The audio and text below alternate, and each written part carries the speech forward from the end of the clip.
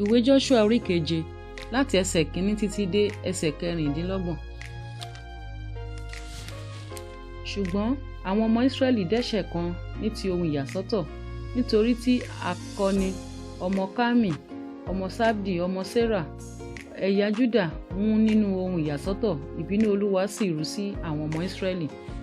Joshua sì rán ènìyàn láti Jẹ́ríkò lọ sí Ai, tí ń bẹ lẹ́bàá Beti-Afeni ní ìlà oòrùn Betieli. Ó sì wí fún wọn pé, ẹ gòkè lọ kí ẹ sì sàmì ilẹ̀ náà. Àwọn ènìyàn náà gòkè lọ, wọ́n sì sàmì Ai. Wọ́n sì padà tọ̀ Joshua wá, wọ́n sì wí fún un pé, má ṣe jẹ́ kí gbogbo ènìyàn kí ó gòkè lọ, ṣùgbọ́n jẹ́ kí ìwọ̀n 1000 tàbí 15 ènìyàn kí ó gòkè lọ, kí wọ́n sì kọlù Ai. Má ṣe jẹ́ kí gbogbo ènìyàn lọ ṣiṣẹ́ níbẹ̀, nítorí díẹ̀ ni wọ́n. Bẹ́ẹ̀ ni ìwọ̀n 15 ènìyàn gòkè lọ síbẹ̀, wọ́n sì sá níwájú àwọn ènìyàn Ai. Àwọn ènìyàn Ai pa ènìyàn 36 nínú wọn, wọ́n sì lépa wọn láti ẹnubodè títí dé Sebarimu, wọ́n sì pa wọ́n bí wọ́n ti ń sọ̀kalẹ̀. Àyà àwọn ènìyàn náà já, ó sì di omi. Joshua sì fa aṣọ rẹ̀ ya, ó sì dojúbolẹ̀ níwájú àpótí Olúwa títí di àṣálẹ́, òun àti àwọn àgbà Ísírẹ́lì, wọ́n sì bu ekuru sí orí wọn. Joshua sì wí pé, yé Olúwa Ọlọ́run, nítorí kí ni ìwọ fi mú àwọn ènìyàn yìí kọjá Jọ́dánì láti fi wá lé ọwọ́ àwọn Ámórì láti pa wá run? Àwa ìbá mọ̀ kí a jókòó ní ìhà kejì ọ̀hún Jọ́dánì. Olúwa, kí lèmi ó wí nígbà tí Ísírẹ́lì pa ẹ̀yìn wọn dà níwájú àwọn ọ̀tá wọn? Nítorí tí àwọn ará Kénáánì àti gbogbo àwọn ará ilẹ̀ náà yóò gbọ́, wọn ó sì yí wa ká, wọn ó sì ké orúkọ wa kúrò lé ayé. Kí ni ìwọ ó hà ṣe fún orúkọ ńlá rẹ? Olúwa sì wí fún Joshua pé, dìde, èéṣe tí ìwọ fi dojú bo ilẹ̀ báyìí? Ísírẹ́lì ti dẹ́ṣẹ̀, wọ́n sì ti bá májẹ̀mú mi jẹ́ tí mo pa láṣẹ fún wọn. Àní wọ́n ti mú nínú ohun ìyàsọ́tọ̀ nì, wọ́n sì jalè, wọ́n sì ṣe àgàbàgebè pẹ̀lú, àní wọ́n sì fi sínú ẹrù wọn. Nítorí náà ni àwọn ọmọ Ísírẹ́lì kò ṣe lè dúró níwájú àwọn ọ̀tá wọn.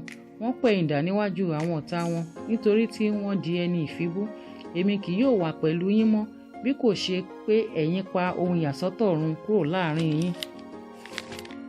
Dìde, ya àwọn ènìyàn náà sí mímọ́, kí o sì wí pé, ẹ ya ara yín sí mímọ́ fún ọlá, nítorí báyìí ni Olúwa Ọlọ́run Ísírẹ́lì wí pé, ohun ìyàsọ́tọ̀ kan ń bẹ nínú rẹ̀. Ìwọ Ísírẹ́lì, ìwọ kì yóò lè dúró níwájú àwọn ọ̀tá rẹ títí ẹ̀yin ò fi mú ohun ìyàsọ́tọ̀ náà kúrò nínú yín. Nítorí náà ní òwúrọ̀ lé a ó mú yín wà gẹ́gẹ́ bí ẹ̀yà yín, yóò sì ṣe ẹ̀yà tí Olúwa bá mú yóò wà gẹ́gẹ́ ní ìdílé àti ìdílé tí Olúwa bá mú yóò wà ní àgbàgbolé, àti agbolé tí Olúwa bá mú yóò wà ní ọkùnrin kọ̀ọ̀kan. Yóò sì ṣe ẹni tí a bá mú pẹ̀lú ohun ìyàsọ́tọ̀ náà, a ó fi iná sun òun àti ohun gbogbo tí ó ní, nítorí tí ó rú òfin Olúwa àti nítorí tí ó sì hu ìwàkuwà ní Ísírẹ́lì. Bẹ́ẹ̀ ni Joshua dìde ní kùtùkùtù òwúrọ̀, ó sì mú Ísírẹ́lì wá gẹ́gẹ́ bí ẹ̀yà wọn, a sì mú ẹ̀yà Júdà.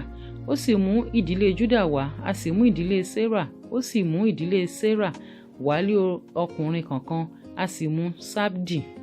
Ó sì mú ará ilé rẹ̀ lé ọkùnrin kọ̀ọ̀kan, a sì mú Akani ọmọ Kami ọmọ Sabdi ọmọ Serah nínú ẹ̀yà Júdà. Joshua sì wí fún Akani pé, ọmọ mi, mo bẹ̀ ọ́ fi ògo fún Olúwa Ọlọ́run Ísírẹ́lì, kí o sì jẹ́wọ́ fún un, kí o sì sọ fún mi nísinsìnyí ohun tí ìwọ ṣe, má ṣe pa á mọ́ fún mi. Akani sì dá Joshua lóhùn, ó sì wí pé, nítòótọ́ ni mo ṣẹ̀ sí Olúwa Ọlọ́run Ísírẹ́lì, báyìí ni mo ṣe. Nígbà tí mo rí ẹ̀wù bábélì kan dáradára nínú ìkógun, àti igba ṣékélì fàdákà, àti díndín wúrà kan olóṣùwọ̀n 50 ṣékélì. Mo ṣojú kòkòrò wọn, mo sì mú wọn sanwó. A fi wọ́n pamọ́ ní ilẹ̀ láàrin àgọ́ mi àti fàdákà náà lábẹ́ rẹ̀. Joshua sì rán oníṣẹ́, wọ́n sì sáré wọ inú àgọ́ náà, sì kíyèsí a fi pamọ́ nínú àgọ́ rẹ̀ àti fàdákà lábẹ́ rẹ̀. Wọ́n sì mú wọn jáde láàrin àgọ́ náà, wọ́n sì mú wọn wá sọ́dọ̀ Joshua àti sọ́dọ̀ gbogbo àwọn ọmọ Ísírẹ́lì, wọ́n sì fi wọ́n lélẹ̀ níwájú Olúwa.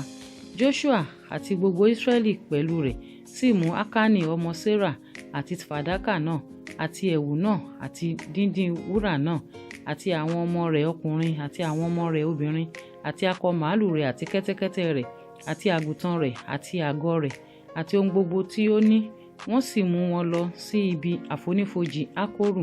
Joshua sì wí pé, èéṣe tí ìwọ fi yọ wá lẹ́nu? Olúwa yóò yọ ìwọ náà lẹ́nu ní òní yìí. Gbogbo Ísírẹ́lì sì sọ ọ́ lé òkúta pa, wọ́n sì dáná sun wọ́n, wọ́n sọ wọ́n lé òkúta. Wọ́n sì kó òkìtì òkúta ńlá kan lé e lórí títí di òní olónìí. Olúwa sì yí padà kúrò nínú ìmúná ìbínú rẹ̀. Nítorí náà ni a ṣe ń pe orúkọ ibẹ̀ ní àfonífojì Ákórù títí di òní olónìí.